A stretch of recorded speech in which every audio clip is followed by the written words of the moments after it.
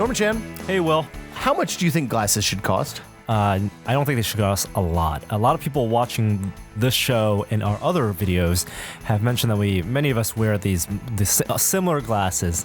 And as it turns out, both you and I got our glasses from the same place. I didn't know that, but now I do. We both got our glasses from a company called Warby Parker, and their glasses cost $95, free to ship. And It's online glasses. It's a new thing. So you don't have to go to the store. You don't have to try on a million frames there. They'll send 5 pairs of glasses home to your house for free if you go to warbyparker.com/untitled. And you can try them, keep them for 5 days, try them on, see what they look like in the mirror in the comfort of your own home. And then you send all of those frames back and they'll fill them with your prescription as you want for $95 a pair. Or if you want to try the new titanium line that are titanium frames with French screws, it's $145. Yeah, and use our link, warbyparker.com/untitled for the free 3-day shipping. The 5 pairs of sample glasses, I think it's really nice. Even if you only want to try, 2 or 3 of them, they'll send you all 5. So they'll throw some in, and I think it's much better than the virtual glass try-on things that some places have. I have to say, they do this IPD thing where they measure your pupillary distance, and it's much better than everything I've ever used in a normal optician's office. So that's it. It's warbyparker.com/untitled. I'm a fan. We actually use this product, and you can get free 3-day shipping both ways and a 5-day home try-on of 5 pairs of glasses. You can pick 3 that you think you're going to like and then get 2 crazy ones. And who knows, you might like the crazy ones better than the ones that you think you'll like.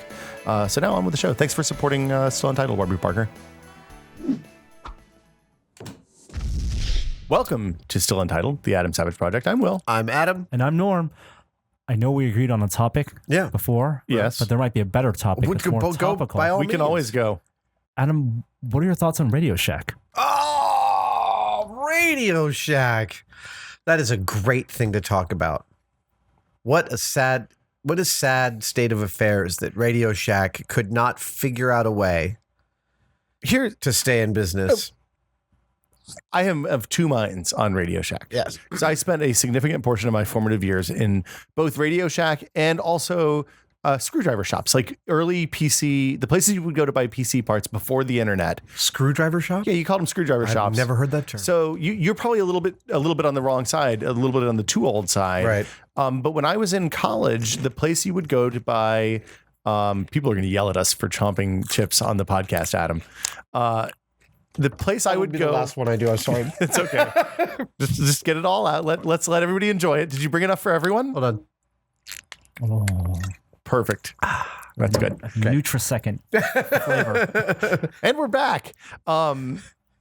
The screwdriver shops are places where you could go to buy PC components in the early days of PC building, say the early to mid 90s, before everybody got internet access, and then were able to take advantage of things like what was it? Price Watch was the first one, like the PC price matching engine, which was a nationwide network of screwdriver shops, and they would all compete to get the lowest prices on white box hardware that was straight from the East. It was a short period of time that stuff happened, because then CompUSA rose and those places went away. But both Radio Shack and screwdriver shops are kind of, in my mind, is the same thing, because they were places that old nerds would go to share information and talk shop and find out what was the latest stuff in the days before message boards. I am not too young to remember these. It's when you would also find the price in the magazine. There were small chains of these shops. I didn't call them screwdriver shops. There's computer shops.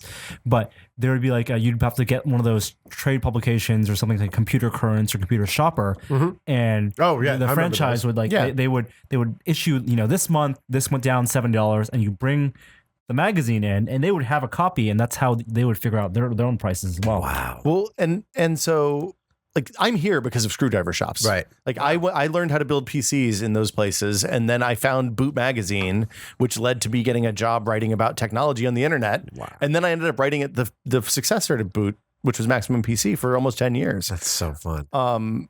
So like I'm sad that Radio Shack is gone, but Radio Shack of the last decade and a half has been a So much longer than that. Okay. So I've been regularly going to Radio Shack for 30 some odd years. There wasn't a Radio Shack in my hometown of Tarrytown, New York. So I didn't really go to one in high school. Occasionally I would go to the one at the mall, at the Galleria. it was much more after I got to San Francisco in 1990 that I began to frequent Radio Shacks because there used to be a couple of other electronics stores in San Francisco, and they both promptly disappeared in the early 90s. And Radio Shack was it. There's All Electronics in Berkeley, and there's another wonderful electronics place up in Marin in San Rafael. And then there's Fry's Electronics down in Sunnyvale. But in Palo Alto. But Fry's isn't exactly the same. It's not exactly. It used to be kind of. Well, but you can still get exactly what you. I'm thinking of Radio Shack as the place you would go for the components to put stuff together. Mm-hmm. It's not the place you went to buy a computer. It's not the. I mean, I remember when, criminy.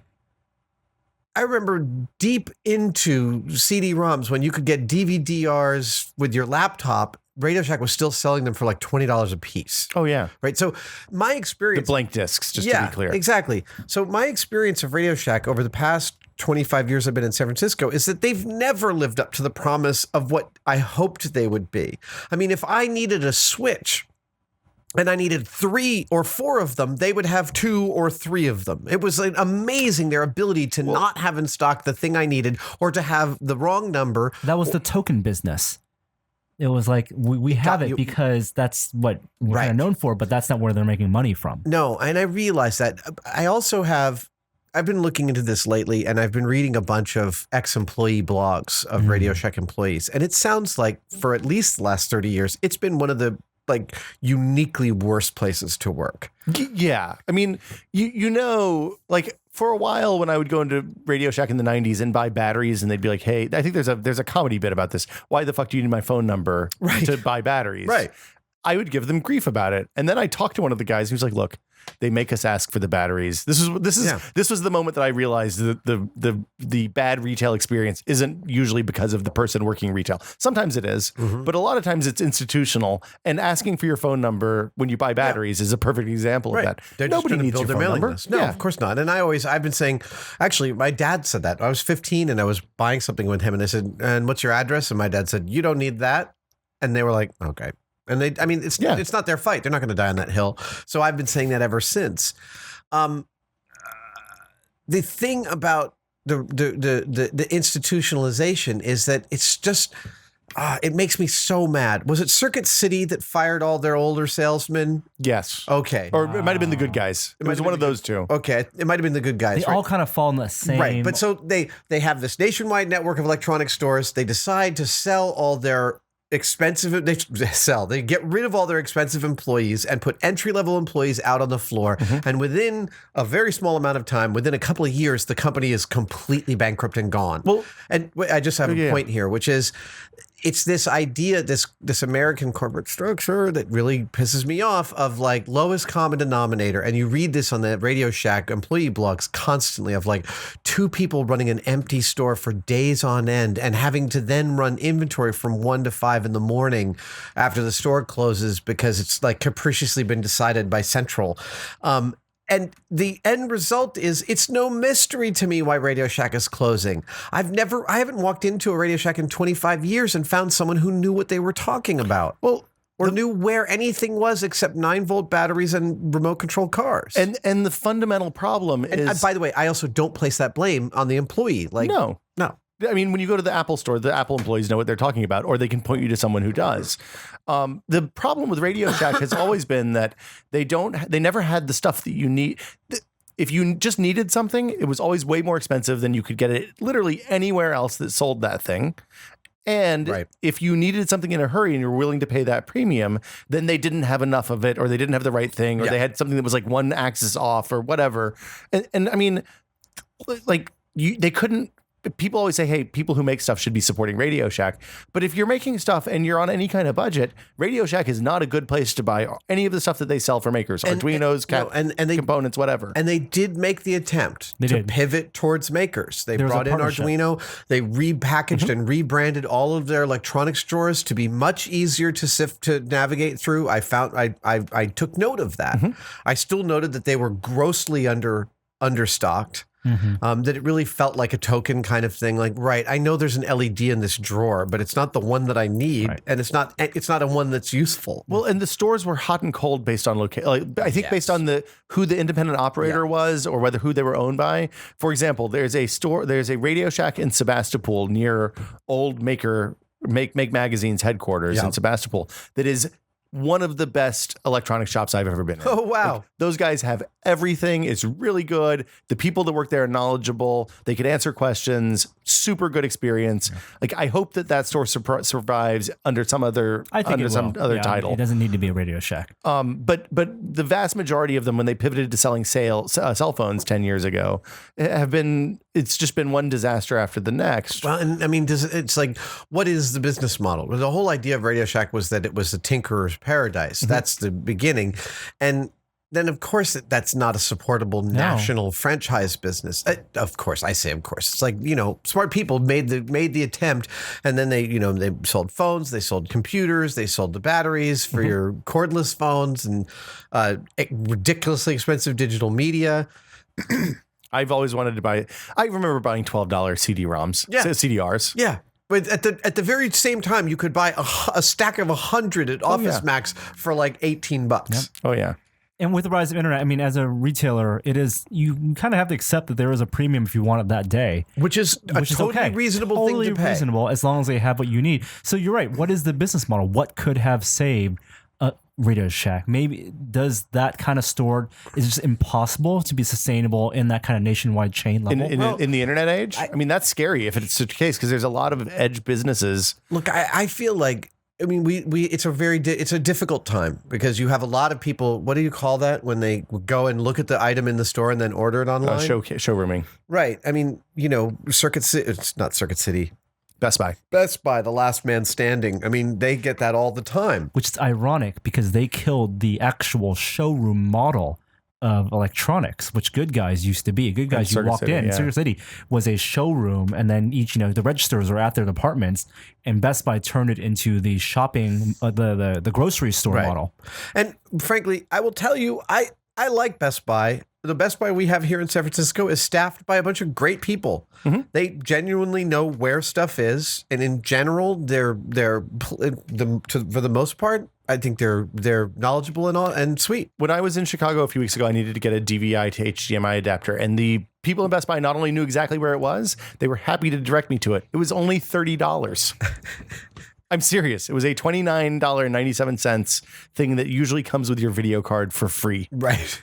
But I mean, they knew where it was and they had it. Yeah. So I guess I'm okay with that. Yeah, exactly. Kind of. And I think the internet analog in terms of retail to Radio Shack, it's like mono price.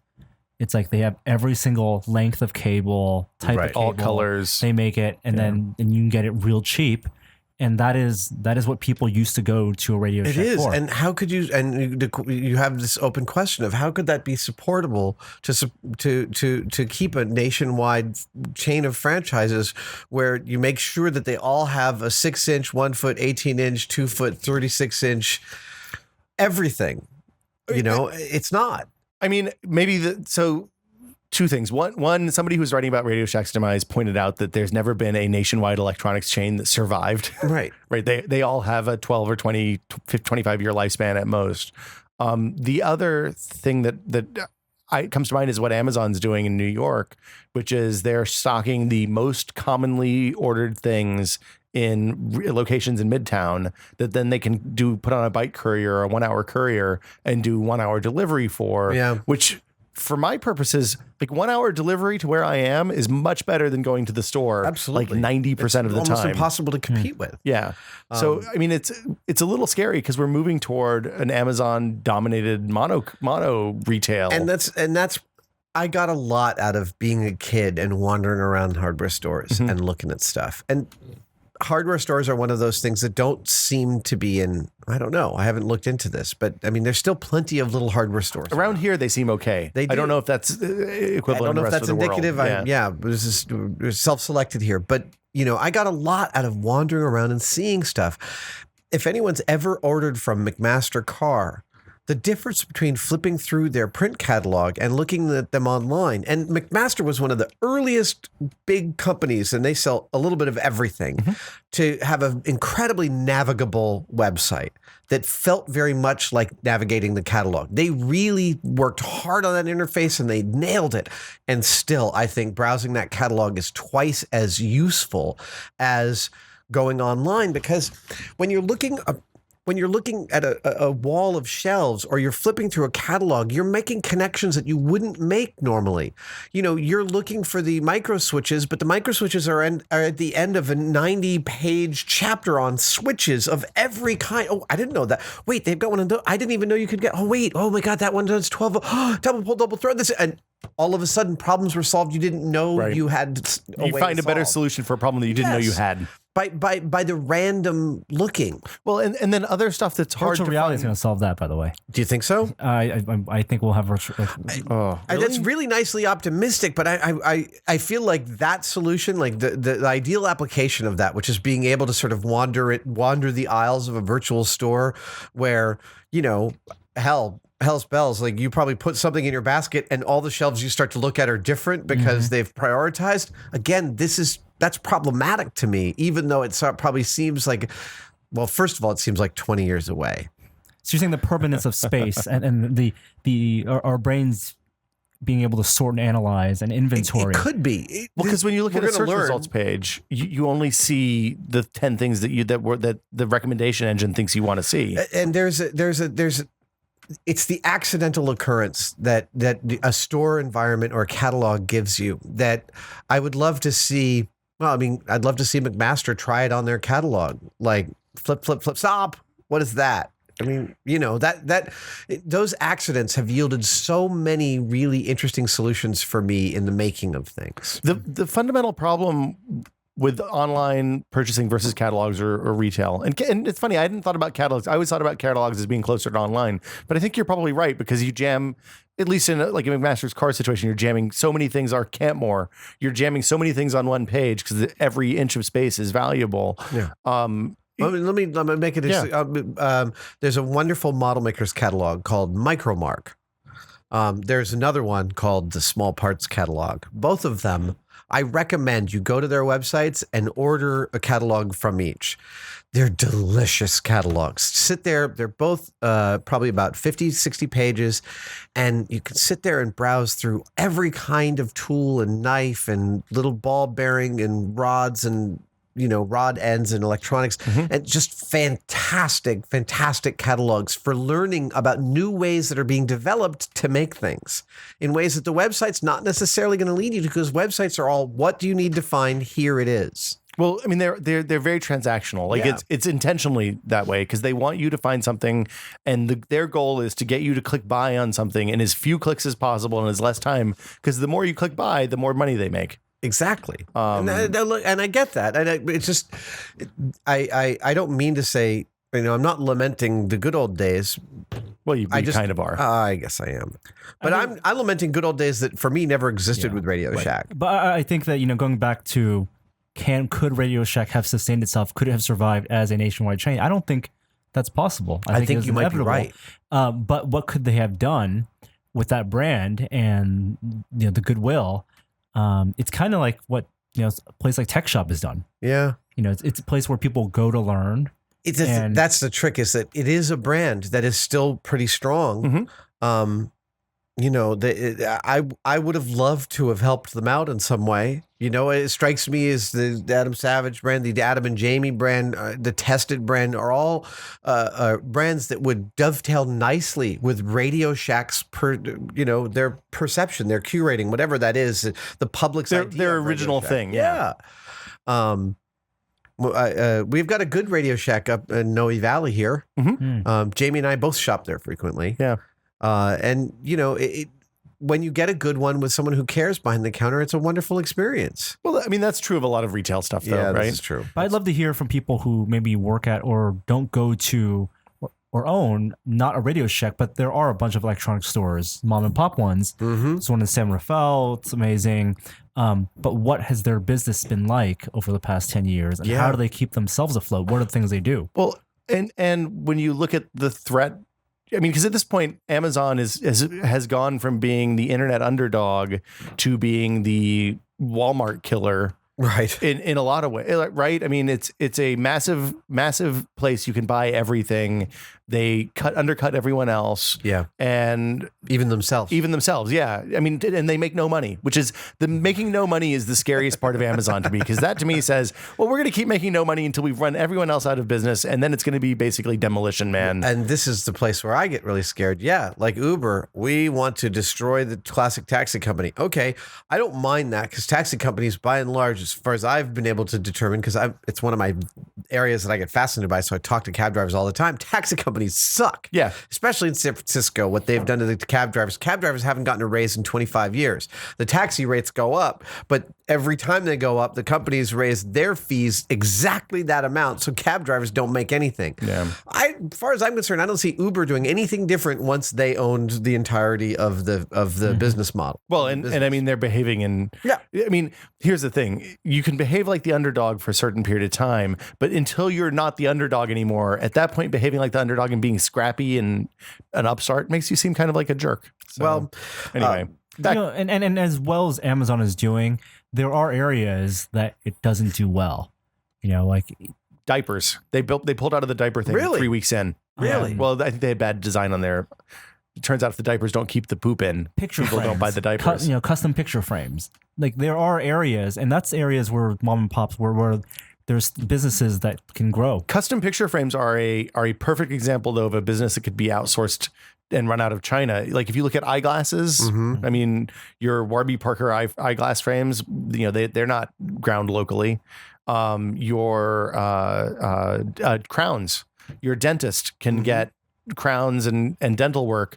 They make On the Amazon. Scans. Yeah, exactly. Go to dentist.amazon.com. You like this.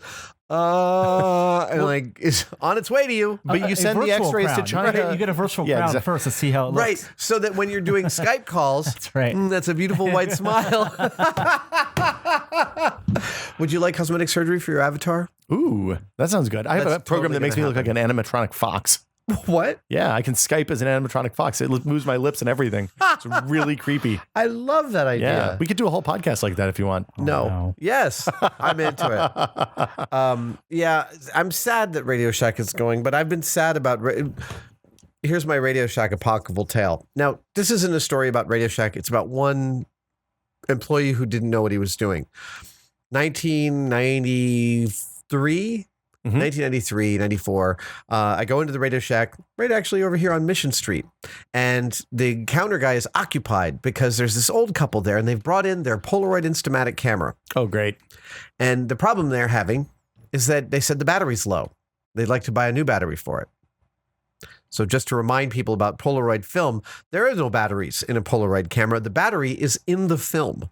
So when you got the packet of 10 instant Polaroid film, Yeah. what do you call them? The Cards, yeah. right. There was a battery in that packet of I film that you slipped into the Did not camera. know that. Yeah, it's brilliant. Yeah, it's really clever. So actually what was really cool was you could save those up. Those were good batteries. You could use them for stuff. I used them in props all the time because they're super flat and had a nice output. But this guy behind the counter had taken apart the entire Polaroid camera looking for the battery. No. Yeah, it was in like 15 pieces. Oh, no. And I walked up and I said, I have to tell you guys, the battery's in the film. It's not in the camera. And they're like, oh, thank you so much. I mean, they were very grateful, including the guy behind the counter. But that typifies my joke. Radio Shack's tagline used to be, you have questions, we have answers. The moment they came out with that, and this is the early 90s, I believe, Yeah. our response to that was, Radio Shack, you have questions? Well, frankly, so do we. I think that's as good a place as any to wrap this one up. So anyway, RIP Radio Shack, I guess. I don't know. Maybe the idea of Radio Shack more than Radio Shack. Maybe Radio Shack will be born as an online marketplace of ideas. I was just thinking we needed some more idea marketplaces. with vertical integration and I don't even know what it Get your vertical integration out of here, Adam Savage. We'll be back next week with more Still Synergy. Untitled. It needs synergy. We need brand synergies between Brand those and their synergy, vertical that's integration right. partners. You have to enhance your core competencies so you can lean into new verticals and expand into emerging markets around the world. Do you know about Battle Decks? No. It's a South by Southwest contest where you are given a PowerPoint presentation you've never seen, and as you click through it, you have to give a talk. I did not know it was called that, but I've heard of Points that. for the best talk. I want to play terrifying. this game so badly. Well, we can make that happen. Let's do that. We have to do that. We'll see you guys next week. Like us on YouTube, review us on iTunes. Thank you guys for supporting Still Untitled. See you guys next week. Bye. Bye.